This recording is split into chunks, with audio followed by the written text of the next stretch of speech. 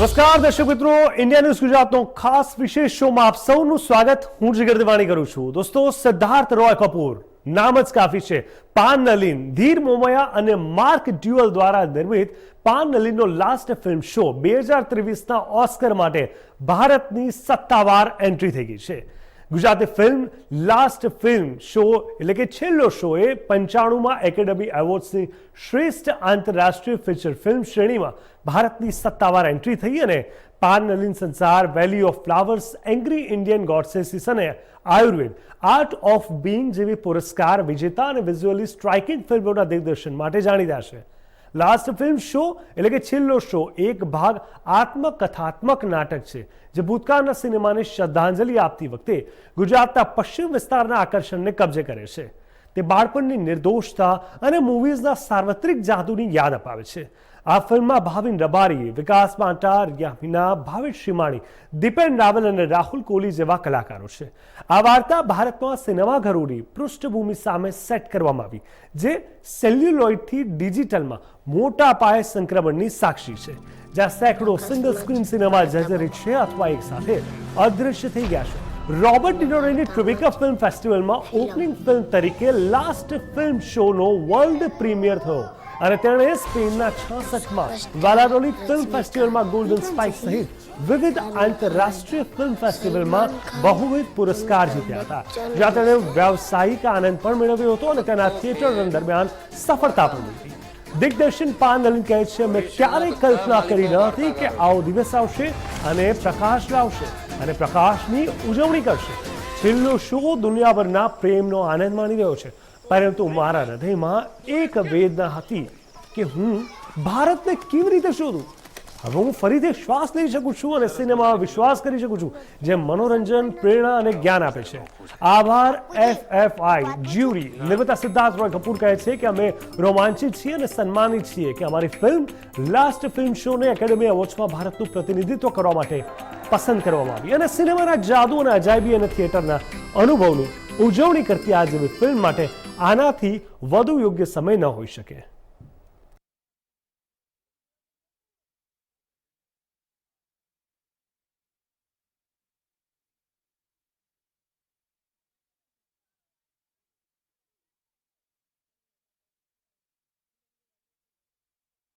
મિત્રો, હવે જ્યારે આ શોની વાત થઈ રહી છે, આટલી ભવ્ય સક્સેસ જે અત્યારથી જ કહી શકાય કે ગુજરાતી ફિલ્મ ઇન્ડસ્ટ્રી માટે ચાંદ લગાવનાર છે, તેમાં ધીર મોમયાજી અને પાન નલિનજી આપણી સાથે જોડાઈ ગયા છે. બંનેનું ખૂબ ખૂબ સ્વાગત છે ઇન્ડિયા ન્યૂઝ ગુજરાત પર. અને સૌ પ્રથમ તો આપ બંને, ધીર મોમયાજી અને પાન નલિનજી, આપ બંનેને ખૂબ ખૂબ અભિનંદન પાઠવીશ કે આપની આ ખૂબ જ સરસ રીતે રજૂઆત થયેલી ફિલ્મ ગુજરાતને અત્યારે કહી શકાય કે ભારતભરમાં એક નામ કરી રહી છે. માત્ર ભારતભરમાં નહીં, વૈશ્વિક ધોરણે ગુજરાતનું હેરિટેજ ટુરિઝમ છે તે પણ હવે આગળ આવી રહ્યું છે. ખૂબ ખૂબ અભિનંદન. સૌ પહેલા હું ધીર મોમયા આપને પૂછવા માંગીશ, શું અને કેવી રીતે આ મૂવીની શરૂઆત થઈ હતી, ક્યાંથી આ સ્ટોરી આપને મળી હતી અને કેવી રીતે આ આઈડિયા આવ્યો હતો? આભાર, થેન્ક યુ. મારું ગુજરાતી થોડું હું કચ્છી છું તો ગુજરાती समझी सकूं, पर अगर आपको ठीक है तो मैं हिंदी या इंग्लिश में बात करूंगा. Absolutely, most welcome. હું પહેલા ખાસ એ કહેવા માંગીશ કે નોન ગુજરાતી અથવા જે વધારે સમયથી ગુજરાતી બહાર હોય એ લોકોના ગુજરાતીની મીઠાશ કંઈક અલગ હશે. એ હંમેશા તમે ઓબ્ઝર્વ કરશો. એમનો ટોન ટ્યુનિંગ, જેમ કે સૌરાષ્ટ્રની કાઠિયાવાડી ભાષામાં પણ આપણે જોતા હશે. કદાચ હું માનું ત્યાં સુધી નીલભાઈ બી આ ક્યાંક ને ક્યાંક એક્સેપ્ટ કરશે અને એમને પણ અનુભવ થયો હશે તમારી સાથે. જી જી, જણાવશો. पाको ना, मेरे लिए तो ये फिल्म जब when I met Nalin for the first time and I'd already watched Angry Indian Goddesses, और मुझे वो फिल्म से इतना प्यार था और इतना मैं मूव हो गया था फिल्म से कि मुझे लगा कि ऐसे फिल्म मेकर के साथ मुझे बैठना है और बात करना है और देखना है कि ये कहाँ से आते हैं, कहाँ इनका बैक स्टोरी क्या है. और then I met him and he told me he's from Gujarat and from a small remote village in Kathiawad, and I was shocked. मुझे लगा कि ये आदमी जो मतलब he studied, didn't even speak English, so forget speaking to an international audience with films like Samsara and Valley of Flowers. how was he able to communicate with so many people across the world through his cinema and through his stories? It was just fascinating for me. And then obviously because I'm Kutchi and I grew up in Bombay and I hadn't spent too much time in Kutch apart from 6-7 months. I always wanted to go back and experience what it was like to tell an authentic Gujarati story. And when Nalin told me his backstory and he told me that when he was young he would walk on train lines and collect matchboxes which would have different chaps on it, gadi chap ya banduk chap, and he would put that in one line and do kind of like a storyboard and tell all his friends in the village his the make up a story and tell them this entire thing. It was like, wow, this is the real beginning, like origin stories of a filmmaker. Okay. But what attracted me most to his backstory was that he was able to fulfill his dreams. He was able to fight against all odds, against every single obstacle and every single boundary that life threw at him. He was able to overcome all that and achieve his dreams.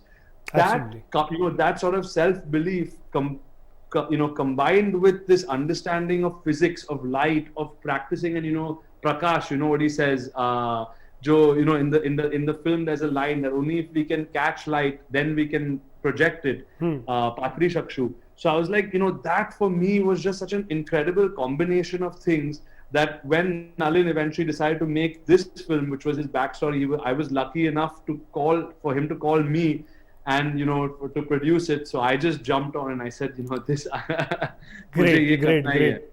Absolutely C આના માટે હું બે વાત કહેવા માંગીશ. પાન ભાઈ આના સહેમત થશે કે ઘણીવાર આપણને ઘણું ઊંડું પાણી દેખાતું હોય, એમાં તમે એકવાર કૂદી જાઓ, કાં કોઈ તમને બચાવી લેશે, કાં કોઈ તરતા શીખવાડી દેશે.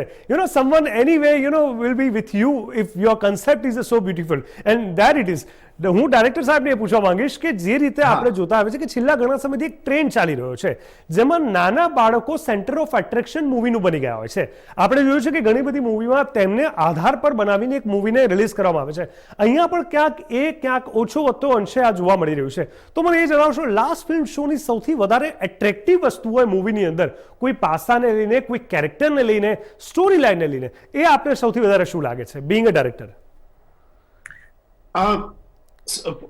ફોર મી સૌથી પહેલું તો એ જ હતું કે છેલ્લો શોની જયારે વાર્તા થઈ એ તો પહેલેથી જ મારા બચપણ ઉપર આધારિત હતી. જયારે હું કાઠિયાવાડમાં મોટો થયો તો બાળક તો આવવાનું જ હતું, એ તો નોર્મલ કે 8-9, કારણ કે એ જે સેન્ટ્રલ જે મેઇન હીરો છે 9 વર્ષનો છોકરો, એનું નામ સમય છે, અને એટલે એવો પ્લાન નહોતો કે બાળક સેન્ટ્રલ કેરેક્ટર હોવું જોઈએ, પણ આ ફિલ્મની સ્ટોરી જેવી હતી કે કેરેક્ટર હેઝ ટુ બી સમય.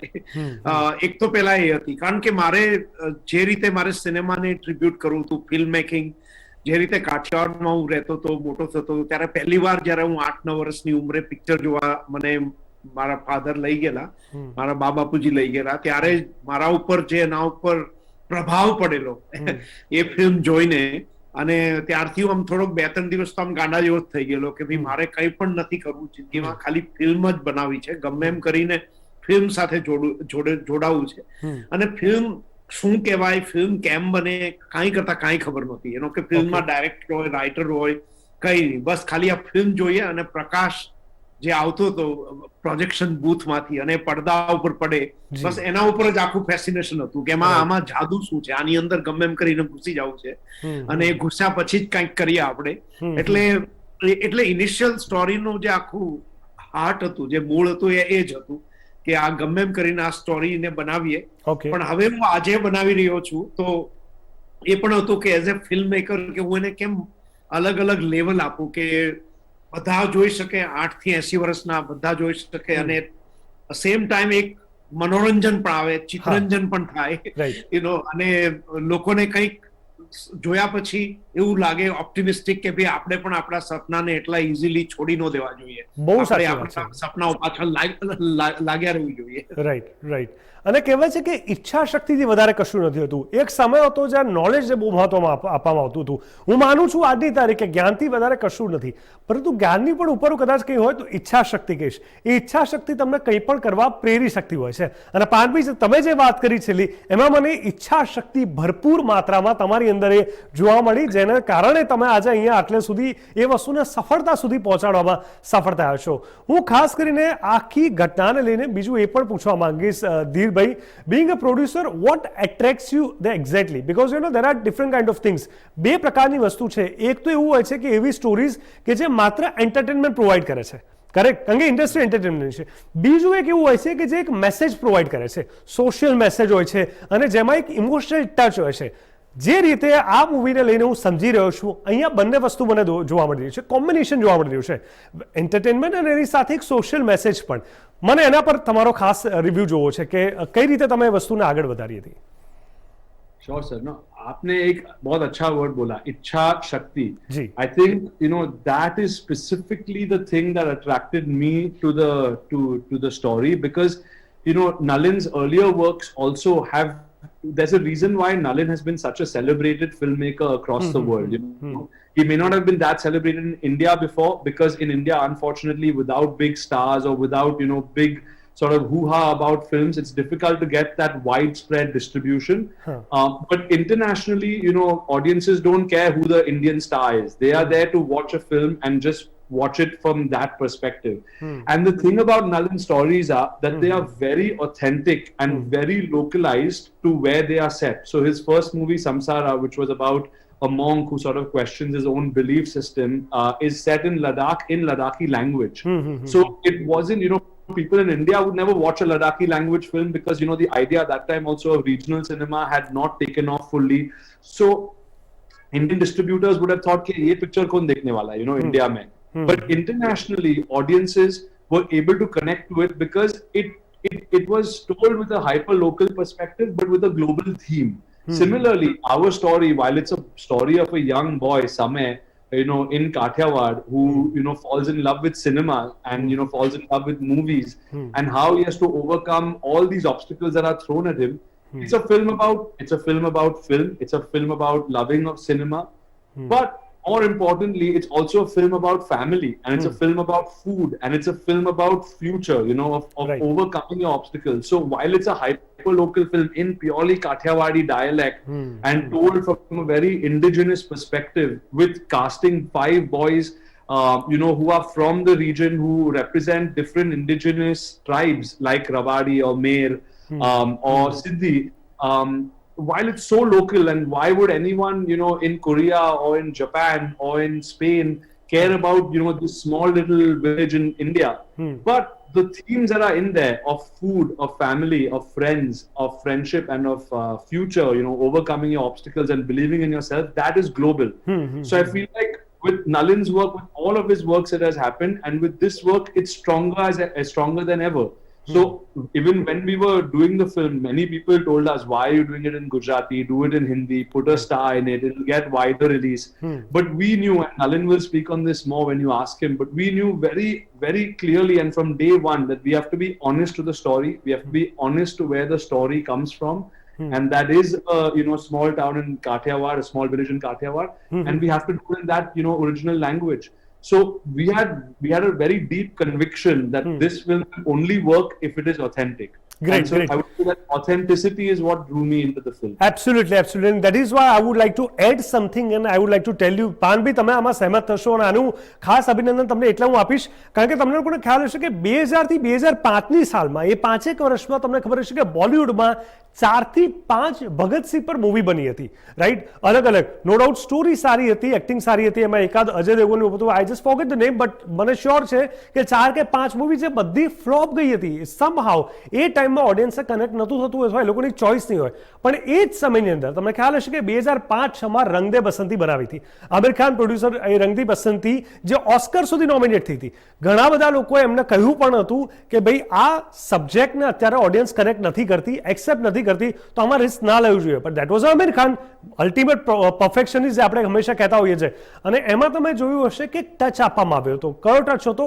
મોડર્ન ટચ હતો, યુવાઓનો ટચ હતો, અને યુવાઓ સાથે ભગત ભગતસિંહનું એક કોમ્બિનેશન ક્રિએટ કરીને જે રીતે સ્ટોરીને નરેટ કરવામાં આવી હતી ને એ જ રીતે પોર્ટ્રે કરવામાં આવી, that was the ultimate reason કે તમામ યુવાઓ ખૂબ જ જૂનવાણી ભગતસિંહની આખી કથા હોવા છતાં પણ ક્યાંક ને ક્યાંક દેશભક્તિ હોવા છતાં પણ એક યુવા અર્બન ટચ પણ એને એક મિક્સ થયો હતો. So this is how it's all about how you convey your message.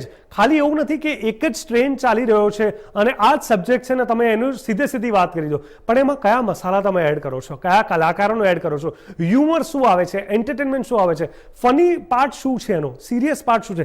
જો એને પ્રોપર રીતે કન્વે કરો તો એબ્સોલ્યુટલી ઘણી બધી ઓડિયન્સ છે જે કનેક્ટ થવા માંગે છે. અને તમે જે રીતે વાત કરી કે વૈશ્વિક ધોરણે આ વસ્તુ ચર્ચામાં આવી, કારણ કે ફોરેનના લોકો આ વસ્તુને ક્યાંક ને ક્યાંક સ્પર્શી ગયા કે ના અહીંયા આવું બધું થતું હશે, આવી જગ્યા છે, આવું ભારત છે, આ ગુજરાત છે, આ 6 યુવાનો અને ઘણું બધું એમાંથી એક પ્રેરણા મળતી હશે. મારે પહેલા તો એ પૂછે પાનભાઈને કે જ્યારે ઓસ્કરને લઈને વાત સામે આવી પહેલા શું રિએક્શન હતા, તમે કોને પહેલો ફોન કર્યો હતો? પહેલો ફોન તો મેં સૌથી પહેલા ધીરને કરેલો, પણ કઈ બોલી ન શક્યો એટલે એને કઈ ખબર ન પડી શું થયું હે. મેં કીધું ધીર બાદ મેં ફોન કરતા હું. હું મારા ભાઈ જોડે હતો, પંકજ પંડ્યા, જેને બધું ફિલ્મમાં જે બધા ખાવાનું બનાવ્યું છે ને અમે બંને ઉબર ટેક્સીમાં જતા હતા મુંબઈમાં, હરે રામા હરે કૃષ્ણ મંદિર થી નીકળેલા જ. અને જયારે મને ન્યૂઝ મળ્યા ત્યારે એટલું હું આમ હલી ગયેલો, શોક થઈ ગયેલો, ખબર નહોતું શું કરવું. એટલે ટેક્સી વાળા એમ કીધું કે અરે કઈક થઈ ગયું લાગે છે, એમ્બ્યુલન્સ બોલાવો, એમ્બ્યુલન્સ. એટલે મેં કીધું ના કઈ નથી. તમે કીધું એમ્બ્યુલન્સ સ્પેન થી બોલાવી પડશે, એમ્બ્યુલન્સ બોલાવો એમ કે. એટલે પછી મેં પાછો ધીરને ફોન કર્યો, પણ બીજી વારે કઈ હું બોલી ન શક્યો. Like Dhir. So he was even, I don't know what state he was in, and I thought એને ખબર પણ નહોતી કે આવું બધું થઈ રહ્યું છે. So anyway, so it was quite a surprising, super happy news. બહુ જ મજા આવી. અને સ્પેશિયલી અમારી ટીમ જે બધા 6 છોકરાની કાઠિયાવાડી ટોળી અને અમારા બધા એડિટર, કમ્પોઝર, સિનેમેટોગ્રાફર બધા ભેગા થઈને અમે ત્યારે બધા રાતે 2 વાગ્યા સુધી બધા ભેગા થયા પાછા, કારણ કે we are all have become like a family, close friend. આ બધી ફિલ્મ બનાવ્યા પછી we have lived through some tough time, up and down, એવું બધું થયેલું. તો this news was such a recognition, કારણ કે એક વસ્તુ બહુ ઇમ્પોર્ટન્ટ છે છેલ્લો શોમાં, ગુજરાતી ફિલ્મ છે, ગુજરાતી એક્ટર પણ છે, 6 આપણા કાઠિયાવાડના, ગુજરાતના ઘણા બધા કલાકાર પણ છે અંદર, દીપેન રાવલ અને ભાવેશ્રી માલી, પણ એ એટલી જ ઇન્ડિયન પણ છે, કારણ કે એમાં સિનેમેટોગ્રાફર જે છે સ્વપ્નિલ સોનામ ને લિનેત દેસાઈ, એ મહારાષ્ટ્રના છે. સાઉન્ડ રેકોર્ડિસ્ટ હરિકુમાર નાયર કેરાલાના છે, નેશનલ એવોર્ડ વિનર. મારા ફર્સ્ટ એડી સુભદ્રા મહાજન હિમાચલ પ્રદેશમાંથી આવેલા છે, અને કેયુ શાહ અમદાવાદના છે, ગુજરાતી. એટલે ઘણા બધા એવા લોકોનો પણ સમાવેશ થયેલો છે કે આખી એક બધાનું એવું લાગતું હતું કે ઘણા ગુજરાતને તો જીતી જ ગયું, પણ બાકી બધા રાજ્યો પણ જીતી ગયા એવું લાગતું હતું અમને કે આખું ઇન્ડિયન ફિલ્મ. કેરાલામાં પણ ખુશી મનાઈ રહી છે અને હિમાચલ પ્રદેશમાં પણ થી અમને ફોન આવી રહ્યા છે, ગુજરાતથી તો બધા આવતા જ હતા. એટલે એક જોઈને ઘણું એમ લાગ્યું કે ચલો કંઈક. અને આમ પણ જ્યારે વાત કાઠિયાવાડીની આવે તો એક અલગ જ પ્રકારનો આવકાર હોય છે, એક અલગ જ મીઠાશ હોય છે. તેમની ભાષા, તેમના વાણી, વ્યવહાર, વિચાર, વર્તન ચારે બાજુને એમની જોડે શૂટ કરવું અને ત્યારબાદ આવી સફળતા આવી તો એને સેલિબ્રેટ કરવાની પણ ખૂબ ખૂબ મજા આવે. સમય ઓછો છે એટલે ક્યાંક ને ક્યાંક અલવિદા કહેવું પડશે, પરંતુ લાસ્ટ ફિલ્મ શો એનો સમય તો ઘણો લાંબો છે, ઘણો મોટો છે અને દૂર દૂર સુધી જવાનું છે આ ફિલ્મ. અને હજુ તો આ શરૂઆત છે. ખૂબ ખૂબ ફરી એકવાર અભિનંદન આ બંને ડાયરેક્ટર, પ્રોડ્યુસરને, જે રીતે લાસ્ટ ફિલ્મ શો થી એક નવી શરૂઆત ગુજરાતી ફિલ્મ ઇન્ડસ્ટ્રીની આપી છે. અને આ જે સાચી કળા છે, ગુજરાતીઓની અંદરનો ભાવ છે, તેમની મહેનત છે અને તેમની કળાની સાથે છુપાયેલી ક્યાંક ને ક્યાંક યુનિકનેસ તમને આ ફિલ્મમાં પણ જોવા મળશે. અમારી વિશેષ રજૂઆતો બસ અત્યારે આટલું જ. નમસ્કાર.